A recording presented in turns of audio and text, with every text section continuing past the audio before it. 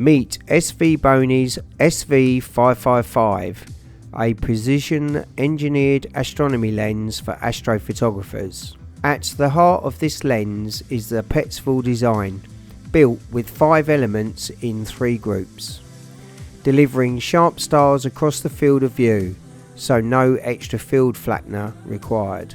With a generous 54mm aperture and a focal length of 243mm, the SV555 offers a flexible focal ratio ranging from 4.5 to 22, giving you complete control whether you're shooting wide open or stopping down for more depth and contrast.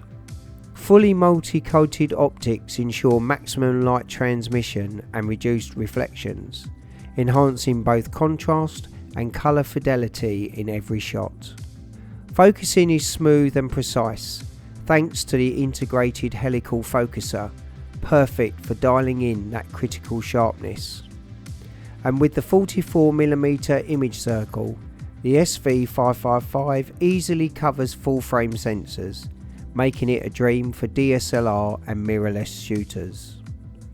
The scope includes a lockable 360-degree rotator, which lets you find the perfect composition without losing your focus. The mounting options are a dovetail plate which is 184mm long, and the M72 front filter thread gives you compatibility with standard filters. At the back you've got an M48 male thread, ensuring broad compatibility with imaging accessories.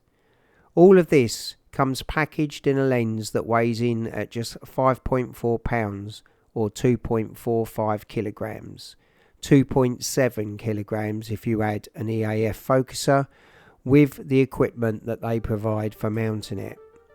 Portable and compact, it's the perfect companion for travel.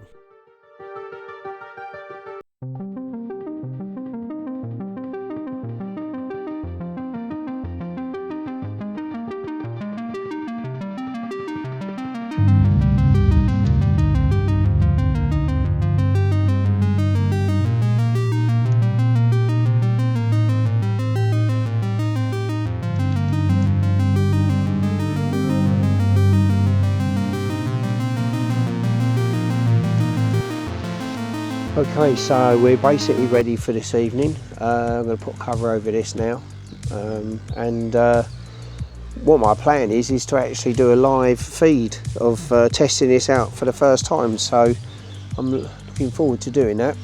I've got a batten off mask with some adapter rings. I'm going to go and sort that out now so that it's ready for this evening, so that we can get really good fine focus, and then we'll get it on a target and see what this thing can do. Right. Hopefully I'll see you later.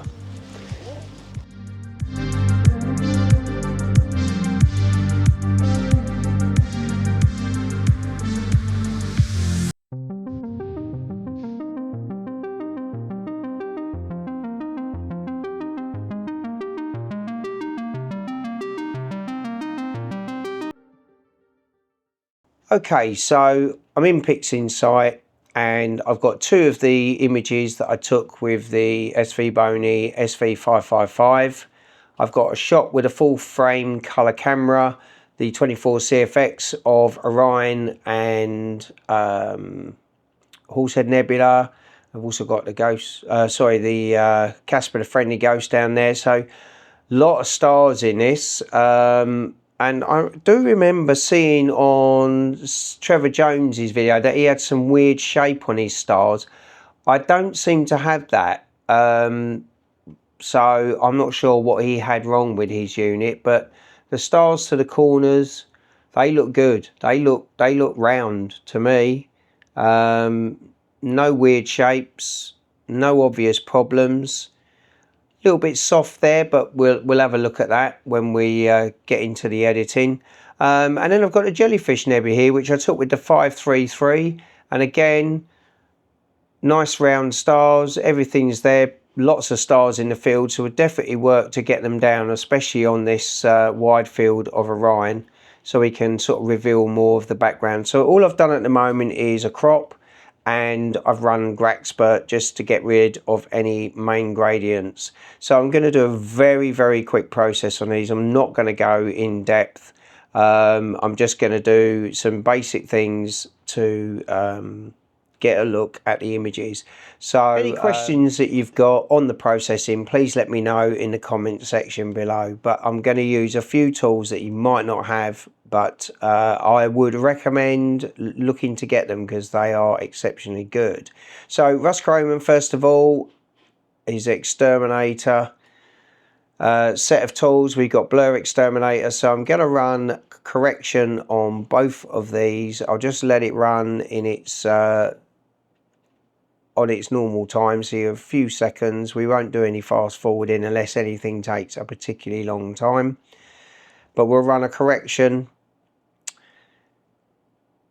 That's that done, and we'll do that on the jellyfish as well. A much quicker one because it's a smaller image, and then we'll actually run Blur Exterminator now on both. So a little bit slower on the Horsehead and Orion, and we'll just put that on the jellyfish, and we'll have a quick look at the stars. We'll zoom them up. In fact, if I Control Shift, grab that and put that on there, then if we zoom this up, it'll zoom the other one up, so we can have a look at both at the same time. So look in there. You know, the stars look good in both in the corners. We've got some nice detail on the Horsehead there and the flame. Orion's looking good. Obviously, we blew the core out there because we didn't try and protect that. We were just trying to get as much detail as we could. And the jellyfish is looking quite good too. So, yep, looks like it did a good job. One on a wide field and one in a more sort of zoomed in look. So, what we'll do now, we've run Blur X on both of these. So what we'll do now is we'll take the stars off and we'll do some changes to the actual background. So we'll get Star Exterminator and we'll just put it on there. We don't want to unscreen because we haven't stretched the targets yet. So you only use unscreen on an image that you've actually stretched. If it's still linear, take off unscreen, you don't need it.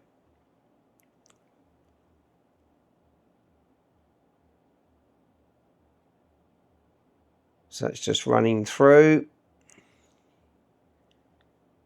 Excellent. What I'm going to do is I'm actually going to work on each image individually, and then we'll have a look at the two of them when they're finished. I'm just going to put the jellyfish down there. So these are the stars, and as I say, we got quite a lot of dust smokes on the Orion wide field shot there, but we won't worry too much about that. Obviously, I would have done flats and everything if I'd been working for a proper image, but we were just testing out the scope.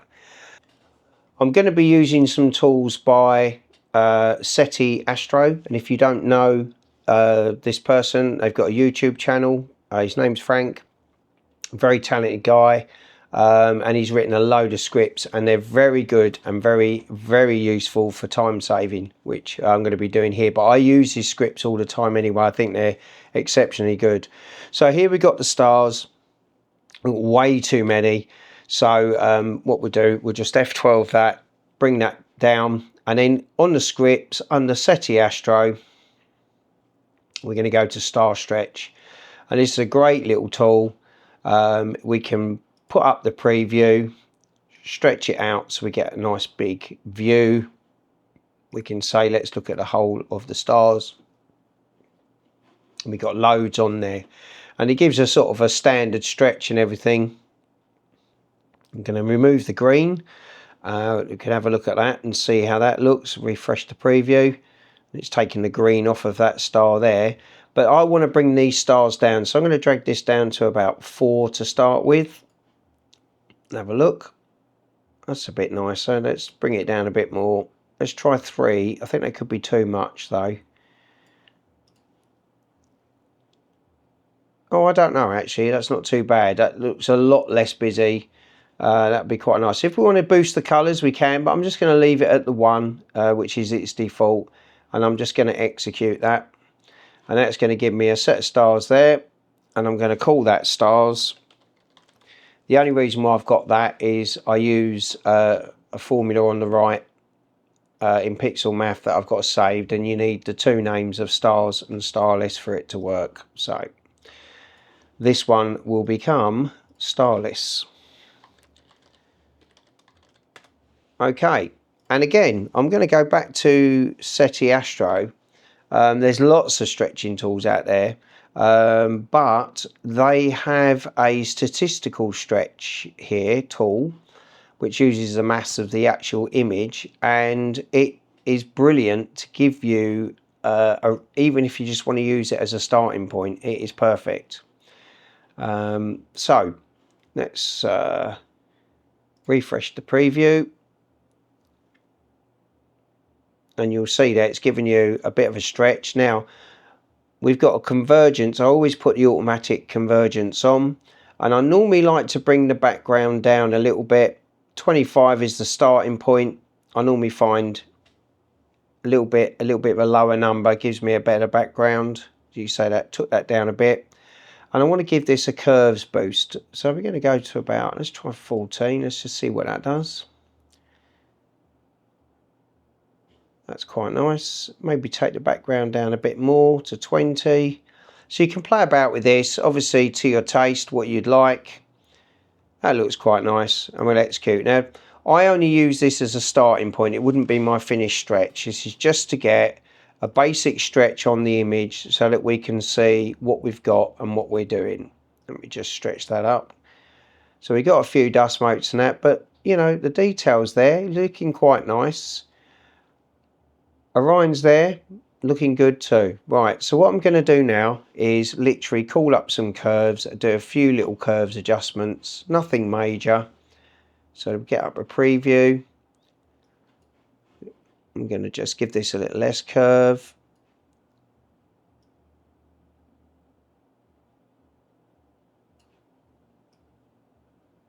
Just to bring out a bit more contrast, we'll just apply that. I'm going to look at the C component, which will just give us almost like a little bit of a vibrance boost. Not too much, just a little bit there, and a little bit of saturation. It's looking quite nice. So as I say, I'm not going mad. I've just got a little lightness here. Just going to push that up a little bit. Just brings out a bit of that background. Yep, don't want to push it up too much, so just a little bit there. Maybe just bring that back down at the bottom.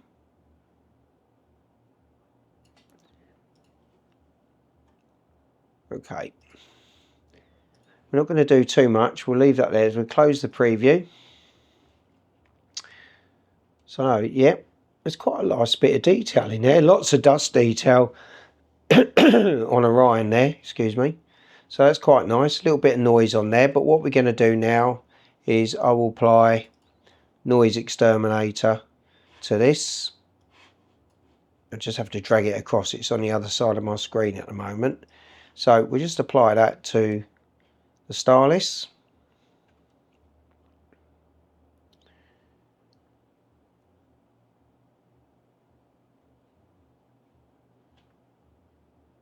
And that's cleaned that up quite nicely. Yeah, everything's, you know, nicely controlled. Allen attack's in there, and there's nothing blowing out or going mad, so that's really nice. So what I'm going to do is I'm going to call the stars out. I will actually put Blur X on the stars as well. We'll just let that quickly run through there, and then what we'll do is we'll put the two together. Okay, and then I've got a pixel math here of starless with the stars.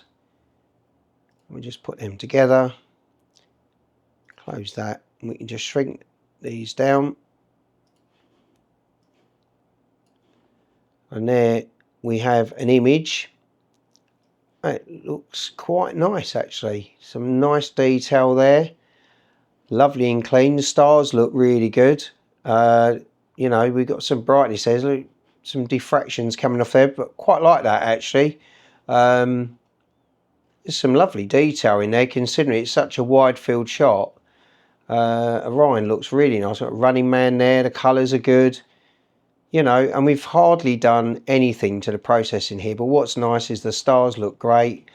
I invariably, with most of my images, I will run Blur Exterminator a second time before I'm finished with it. I'll just have a look at the preview, and if you want to bring a bit up, you can just draw a little square around.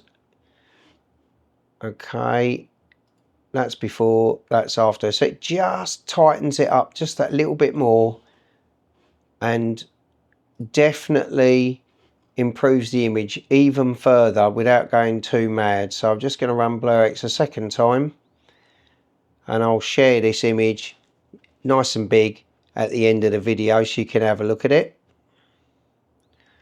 So yeah, I'm very happy with that. I think that's a really nice picture. We got some lovely detail in there. I think actually you could have a look at this for a while, looking in, zooming into all the different bits.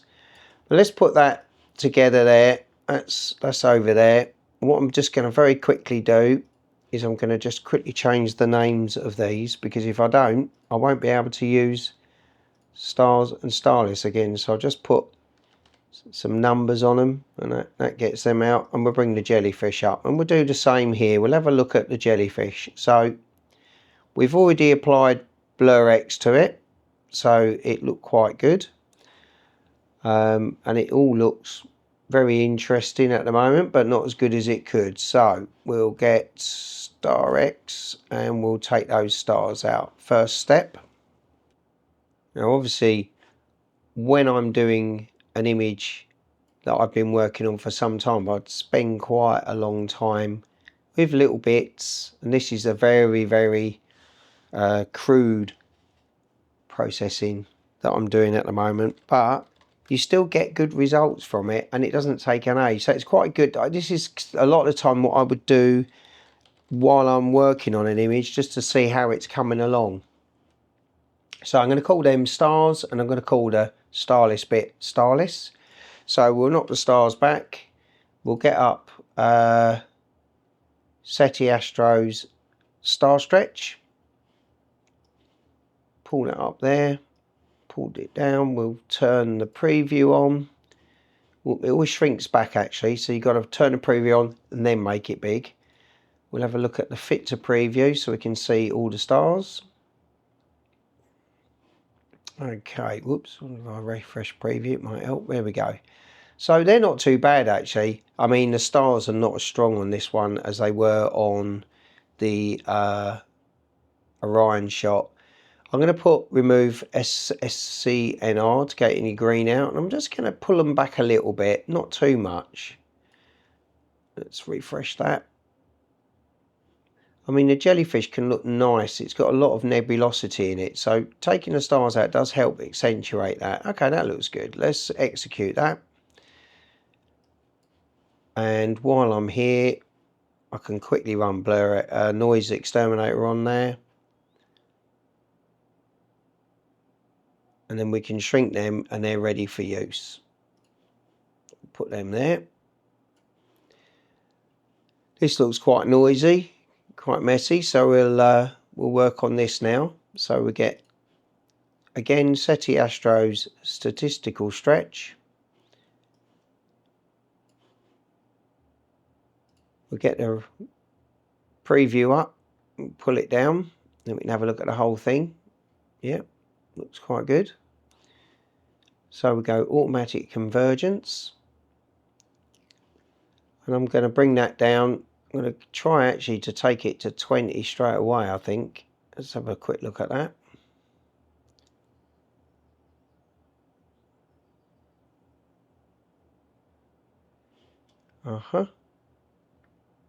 We'll do a little curves boost and see if it pops the details out. I've always more of a fan of a contrasty image. I think there's something about contrast, especially with astrophotography. It really gives you that kind of 3D sense. It's not bad. I think we'll give that a push on there.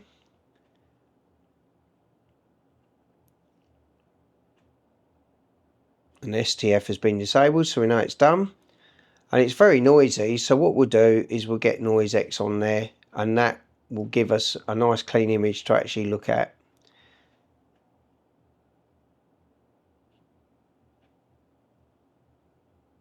Now, none of these images had any great amount of acquisition time. They were done just in one evening. I mean, this looks a bit soft. I think my focus might have been a little bit out on this one.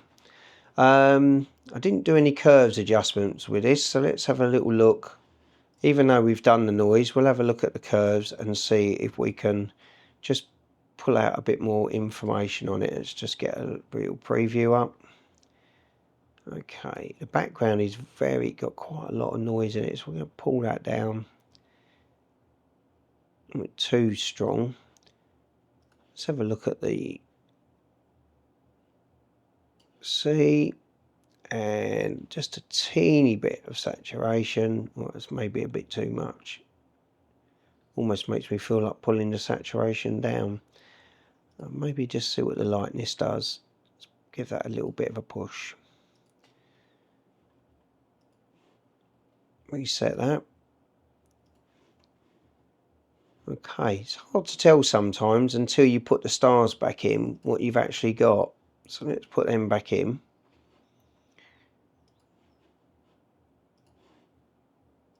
I actually quite like that. That looks nice. I think what this actually requires is a lot more acquisition time, to be fair. But, you know, the stars are there. There's no massive halos on anything. Everything seems to have come out quite well there. It's an interesting image indeed. Let's just get Blur X on there for a second time, and then we can have a look at the two together. There we go. So not bad at all, actually. And that's the jellyfish with the 533 MC.